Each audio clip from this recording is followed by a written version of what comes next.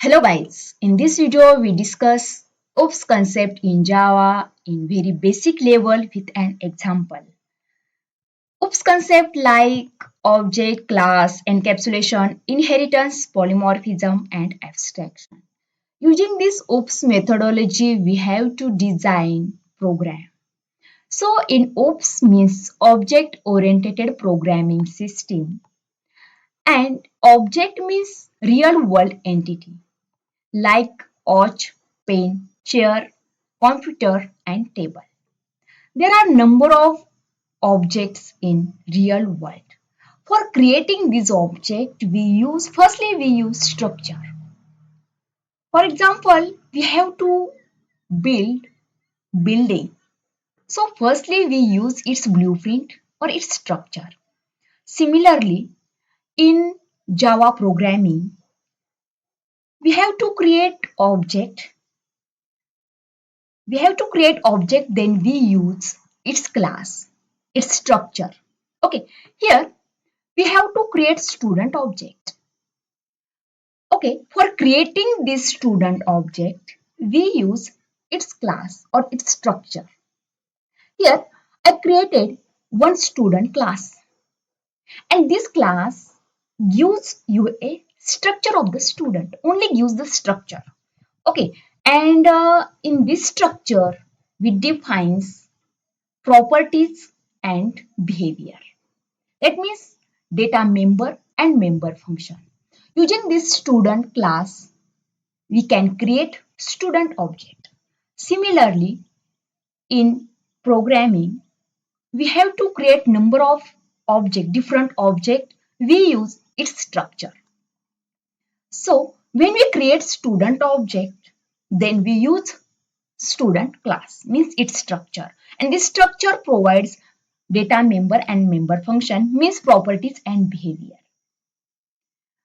Okay, so one class creates number of student object, and each student have instance variable. That means each student have its own name and roll number. That means one class using one class we can create number of objects. Similarly, there one student class, using this one student class we create number of students object. There is a one public class, student class, and here there is a state and behavior. That means member function, data member and member function. And using this student class, we create number of student using new keyword having different name and roll number. Okay, so let's start. We explain practically in Eclipse IDE. So I switch to the Eclipse IDE, and here I firstly created one Java project, my app, and there is a src folder, and in src folder we create one package, and in this package firstly we create a class. We have to create student object, so firstly we create student class, and this class gives you a structure of the student. Okay, and each class contain member, data member and member function. That means properties and behavior. Okay, so firstly I write properties, that means its attribute, roll number. Okay, and second properties is name,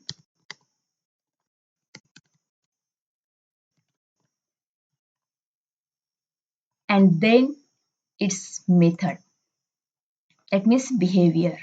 So using source we use getter and setter. Okay, so here we create student class, and using this class we create student object. For creating and testing student object, we have to create one more class, that means test class. So here I create a test class, and in this test class we make one public method. Per application, only one public main method per application. Okay, so here we create one main method in a test class. Okay, so firstly, we display something on screen using print system.out.println, and here I print welcome. Okay, so we have to create student object. So here class name student, then reference name is equal to, using new keyword we create student object, and here we use firstly default constructor. When we use default constructor, then this student object have a default values are assigned. Okay, so here I use parameterized constructor. So when we use parameterized constructor, then in the student class we have to create a constructor, parameterized constructor using fields. So here I create a constructor, and also we create default constructor from superclass. Okay, after creating student class, here I use the attributes using constructor. So firstly I use roll number and then name. Okay, here I create student object having roll number and names. So then I have to access the student's detail by using this reference. Okay, so here I save this project and run as Java application.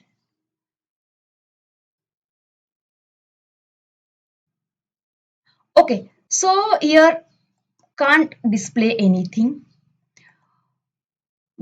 Then we have to create one more methods in our student class, toString method, or also without toString method we can access using this stud reference dot get name or get roll number.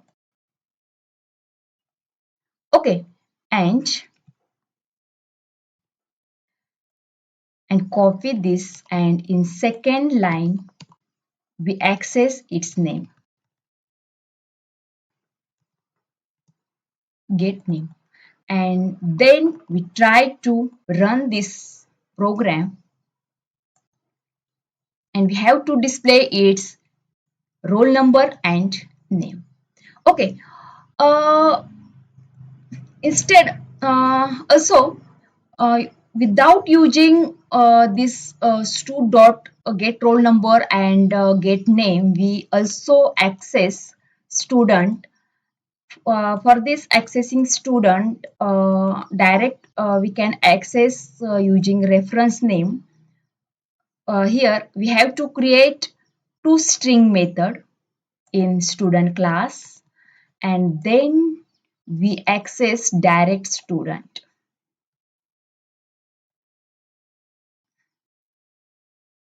Student object using this reference. Okay, and again I run this project, and here I access student. There is a first student.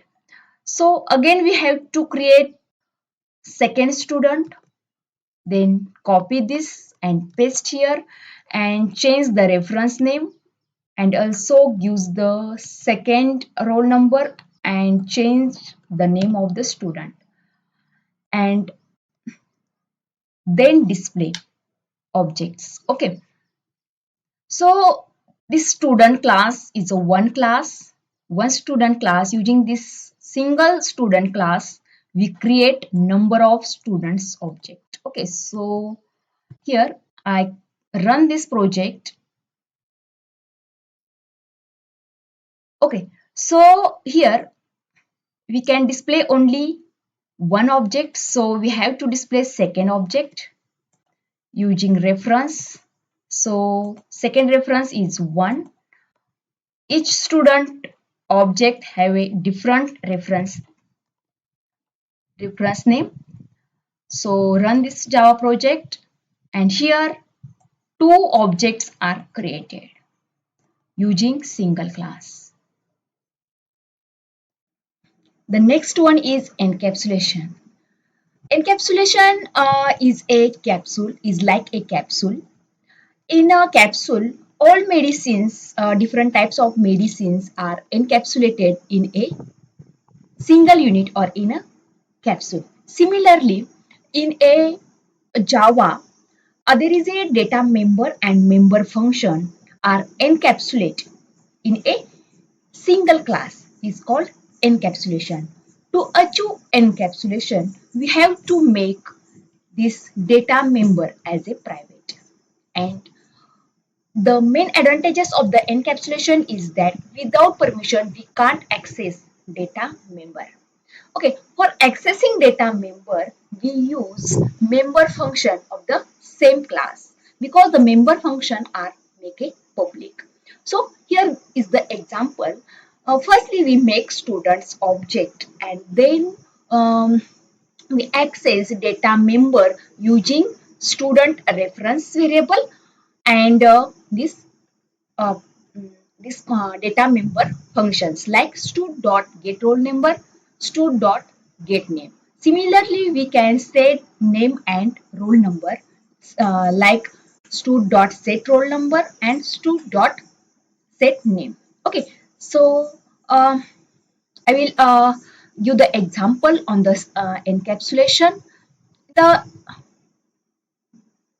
last concept we create.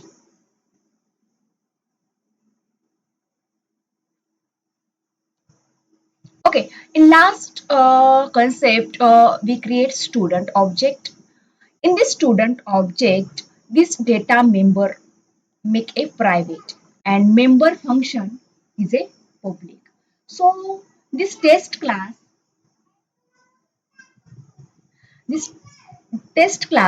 can't access directly the data member without permission.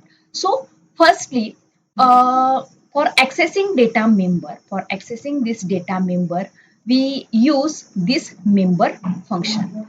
So here, using this stu.getRollNumber and stu.getName, we access the data members. Okay, so here first student and second student we access. So this is the encapsulation. The main advantages of encapsulation is data hiding. So here the two students details of the two students object. The next one is inheritance. In inheritance, one class extends properties and behavior of the another class. Here class B extends class A. So we achieve the all properties of class A through a inheritance. In real life example, like a parent-child relationship, parent is a parent class and child is a child class. So child have a all properties of its parents through a inheritance. So let's understand through an example, and I switch to the Eclipse ID. And here I open Eclipse ID and make a package for inheritance. And firstly, we create parent class. For example, I create animal is a parent class, and in this parent class, we create a simple one method public, and method name is return type is white and method name is it.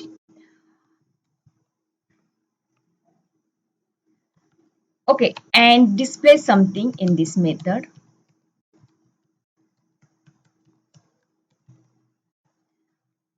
This animal eats food.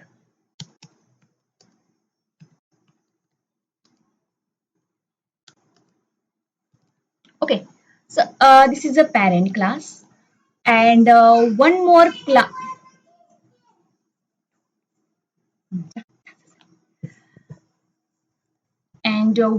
class is created. And one more class is created, which is extend animal class. So we can create dog class, and here,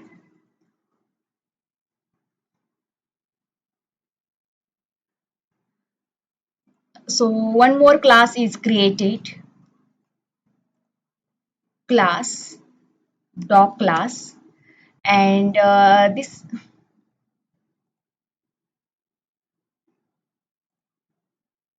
and one more class is created, child class, and name is dog class, and this dog class extend animal class.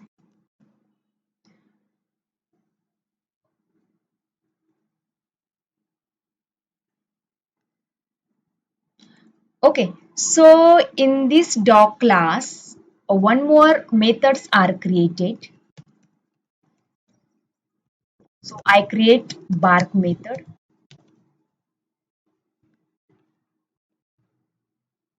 and display something,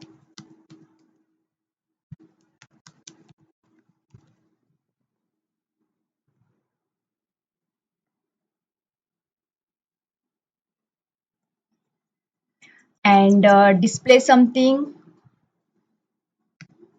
dog barks,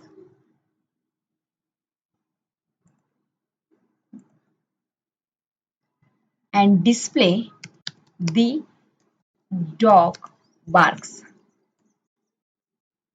Okay, so this is a child class, and one more class is create test class for testing this, creating and testing the object. So in the test class, we create main method. So per application, we make only one main method. Okay, in this main method, firstly we create object of the dog class, and reference is a dog, is equal to new dog object. Okay, so this dog, using this dog, we access both data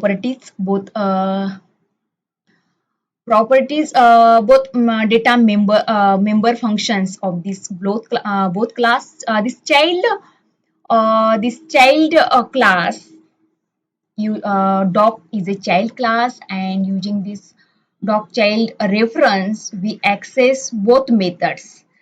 It method is the method of the parents, and the next method is its own method, bark.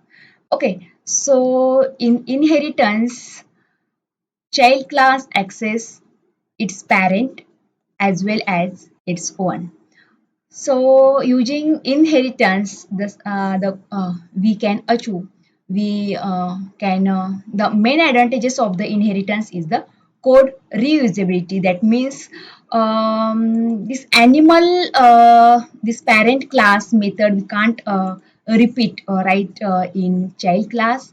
So this child dog class can access its parent method also. Okay, so this is a inheritance. The next one is polymorphism. In polymorphism means many forms. If one task is performed in different ways, it's known as polymorphism. In real life example, a person at the same time can have different characteristics. Like a man at the same time is a father, a husband, and an employee. So the same person act different behavior in different situation is called polymorphism.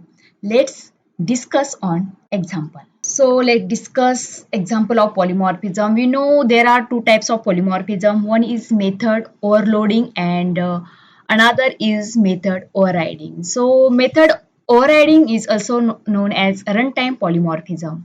So discuss on method overriding. So firstly we create parent class name as a animal.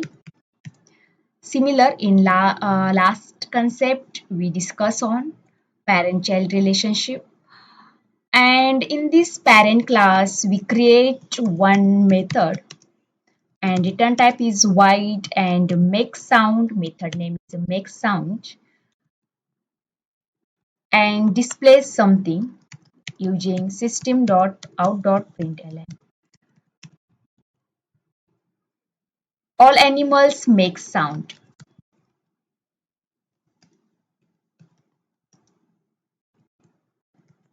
Okay, so this class is saved. This is a parent class and one more class is created and this child class is a cat and this class inherits extinct animal class.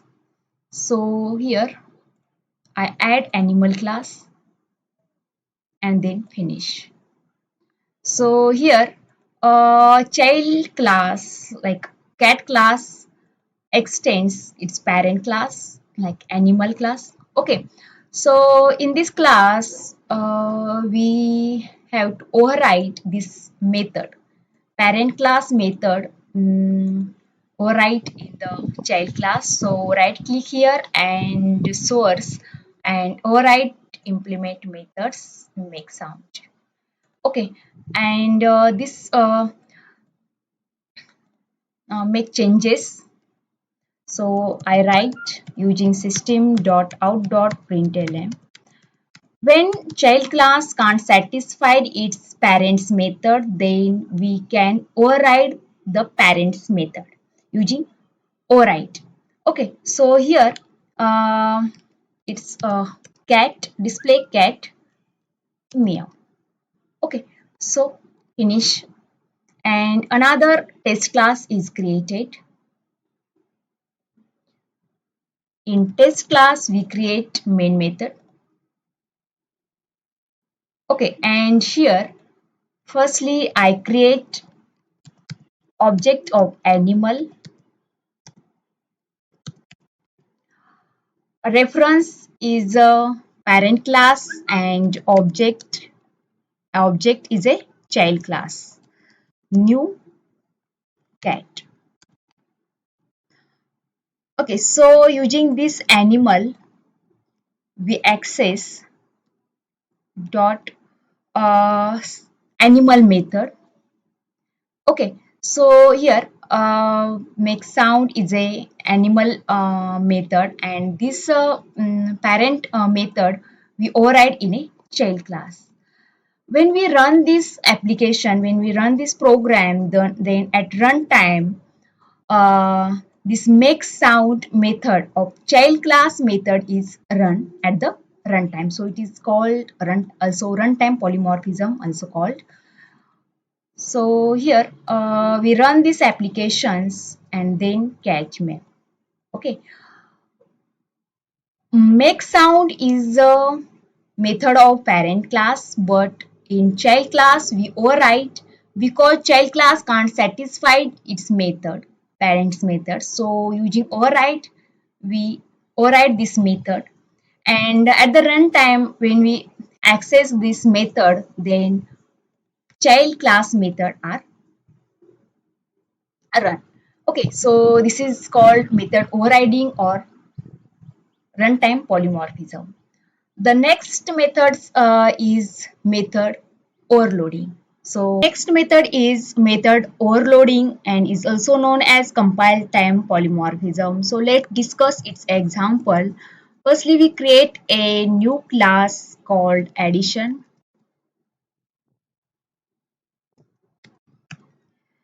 Okay, and in this class we create different method having same name and with different parameters. So firstly we create one method, sum method, and this sum method having two parameter, int a and int b. So this method add two numbers. Okay, so return the sum of two numbers, return a plus b. Okay, so we create the same method in multiple times having different parameter, int c. So polymorphism means same action in different ways.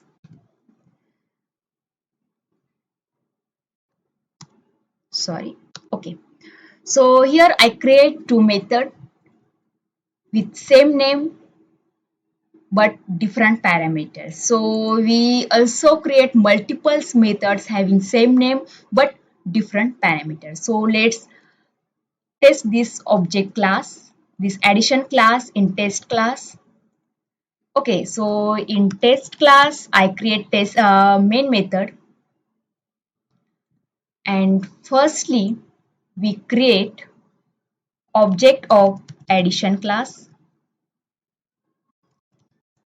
addition add is equal to new object of addition, and from this class the addition this test class we access some method having different parameters. So first we access two parameter method and use the two number. Okay, and the next three parameter methods access and use the three numbers.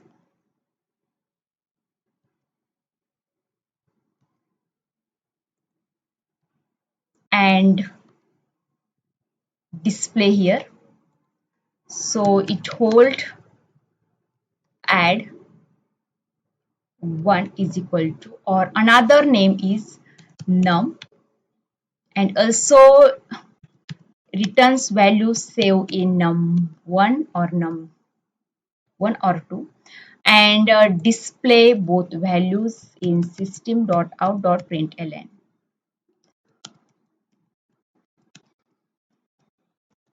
Okay, firstly we display num and next num1.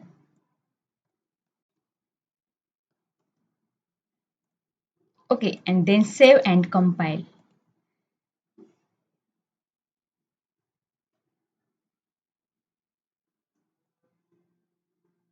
Okay, 35 and 51.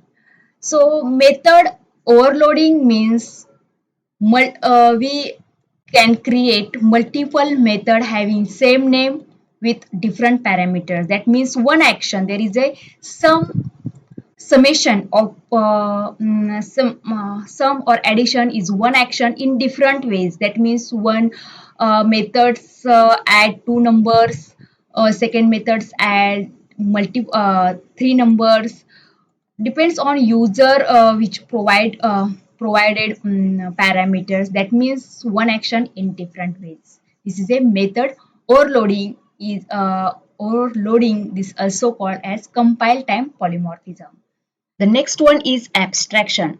In abstraction, hide the implementation detail and expose only the necessary information to the user, like a ATM machine.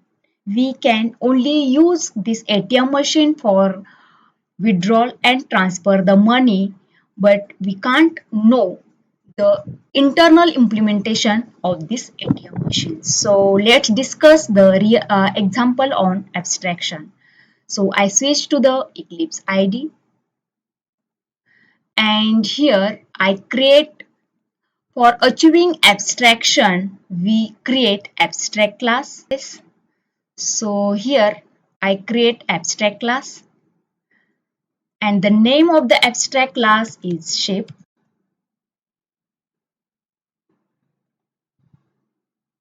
And in abstract class, we have to create abstract method. Class, we create only abstract method without implementation. That means abstract class use only abstract method without implementation. For implementing this method, we create a specific class. So here I create a circle class, and this class gives you a, so here I extend shape, sorry, from here we extend this shape abstract class.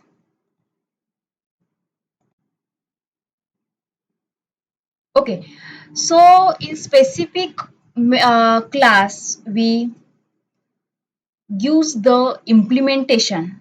We use the implementation. So here I write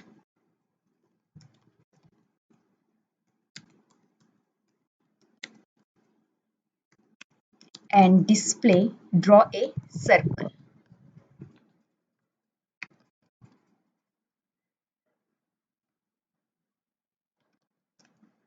drawing circle.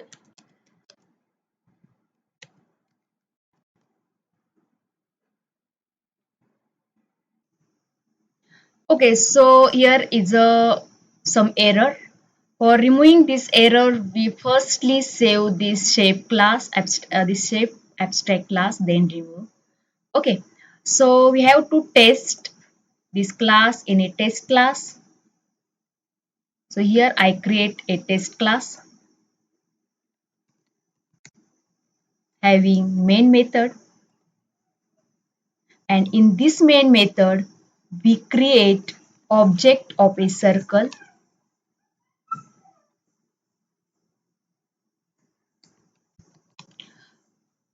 We create object only concrete class. So here I create circle object of the circle class.